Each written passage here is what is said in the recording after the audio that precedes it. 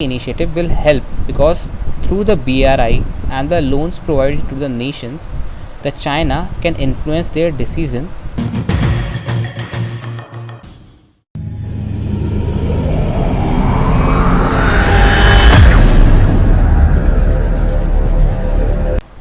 Hello everybody, today our topic is OBOR, that is One Belt One Road initiative. It is a well planned and a grand strategy by the Chinese in which China happens to invest in various countries in their infrastructure project like developing ports, roads, refineries, industrial corridors, etc. They are doing this investment in various regions in the world, that is Europe, Africa, Asia and North America too. Now let us know that what was the background of this strategy or the OBOR. It was in 2013 that Chinese President Xi Jinping they actually unveiled it to the world.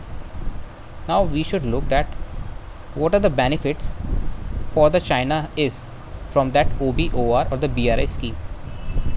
First, through these strategies, China can well establish a trade link to those countries who are accepting the BRI so that the China's or the Chinese company can trade well in those countries. The second is that through this OBOR, the relationship between the China and all those countries who are accepting these offer will be improved. Third, the mutual people to people contact will increase over the China and the BRI accepting countries. The fourth is that because China aims to be a global leader, this BRI initiative will help because through the BRI and the loans provided to the nations, the China can influence their decision in the international forums like the UN and the UNSC. So therefore, it is a win-win situation for the China. The fifth reason is that the investment made by the Chinese in all those countries have a certain condition.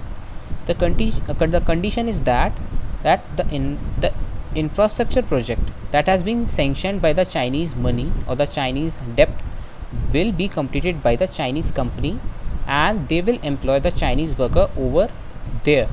So indirectly China's money is going circular and it has been going towards the Chinese company in the end.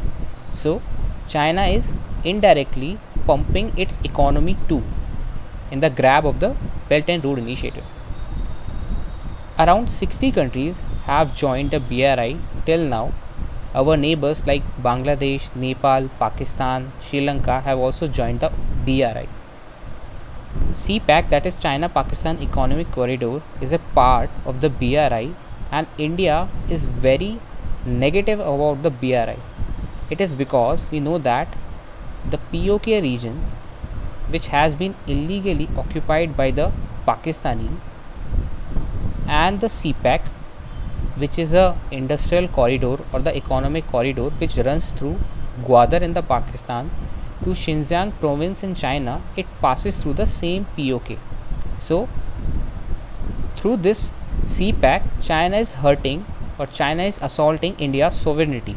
So India is very negative about the BRI. In the way forward, I think that for world, many experts say that it is a Marshall Plan of China, that because of the debt trap, China wants to influence all those poor nations and China wants to make them puppet. And for India, I think that India has to reassess the strategy to counterbalance this BRI initiative in the Indian Ocean region, because we are seeing that because of this BRI, many Indian neighbors who were very close to India in the past have turned hostile to India. The recent example is the Nepal.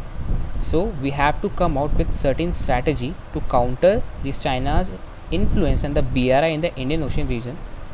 And because we have to be militarily superior or we have to become militarily stronger to gain a bigger might in the Indian Ocean region. Thank you.